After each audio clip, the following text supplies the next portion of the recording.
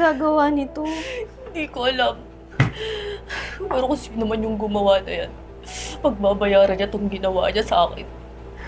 Hayaan mo na kaya, Bes. Baka hindi para sa'yo to. Next Hindi. time na lang. Hindi pwedeng hayaan. Manda siya. Magbabayad siya sa ginawa niya.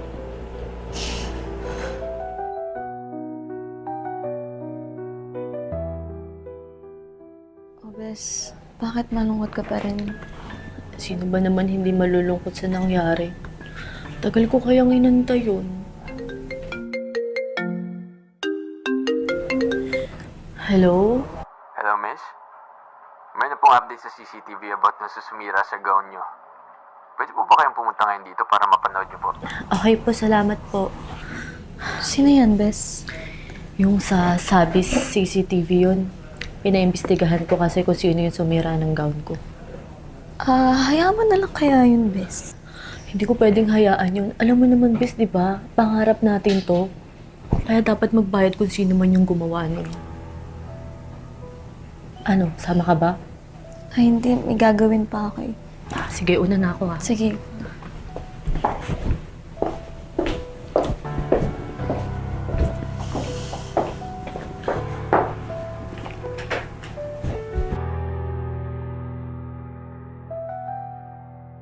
Hi, good afternoon, Ma'am Sofia. Ma'am, nireview po namin sa CCTV. Ito po yung nangyari. Kilala niyo po ba siya?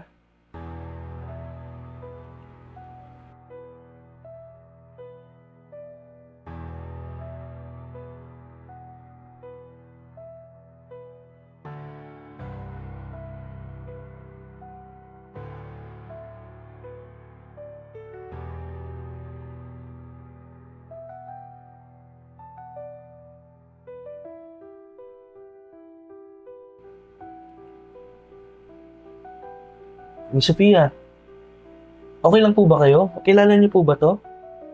Ano to? Ba't yung nagawa sa akin to? Opo. Kilala ko po siya. Oh, Siya po yung best friend ko. best friend mo, ma'am. Ma'am, kitang-kita naman. Siya yung sumira ng gown niyo. SBs po yung gamit namin CCTV, kaya ito po, sobrang linaw po ng pagkakakuha. Kitang-kita po siya, ma'am. Sige po, salamat po. Sige, ma'am. Message nyo lang po ako kapag may kailangan pa po kayo, ha? Sige, ma'am. I-save ko lang po to. Ingat po kayo.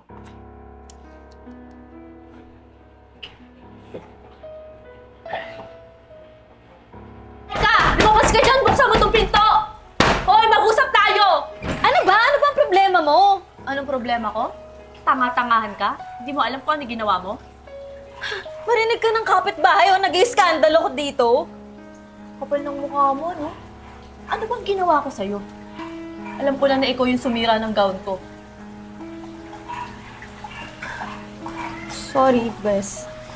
Hindi ko alam kung ano yung pumasok sa isip ko eh. Bakit ko nagawa yun?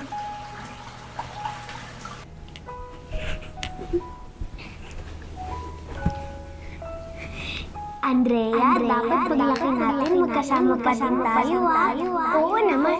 Sabay natin, abot yung pangarap natin, Magiging magsikat na model tayo, Kaya dapat, lagi tayong magtutulog sa tanghali. Para tumutad tayo. Oo, basta, walang iwanan na. Best friends forever! Sorry, Bes. Hindi ko alam kung ano yung naisip ko. Bakit ko nagawa yun sa'yo? Sabihin mo na iinggit ka. Kasi yung pangarap natin natupad ko, ikaw hindi mo natupad kasi hindi ka na lumaki. Oo, naiinggit ako. Kasi ikaw na lang lagi magaling. Ikaw na lang lagi napapansin. Ako lang lagi nasa likodan mo. O di ba? At di lumabas din yung totoo. Naiinggit ka nga. Alam mo, imbis na maging masaya ka sa tagumpay ko, bakit kailangan mo pa ako ibagsak? Ano ngayon, masaya ka ba? Masaya ka sa ginawa mo sa akin?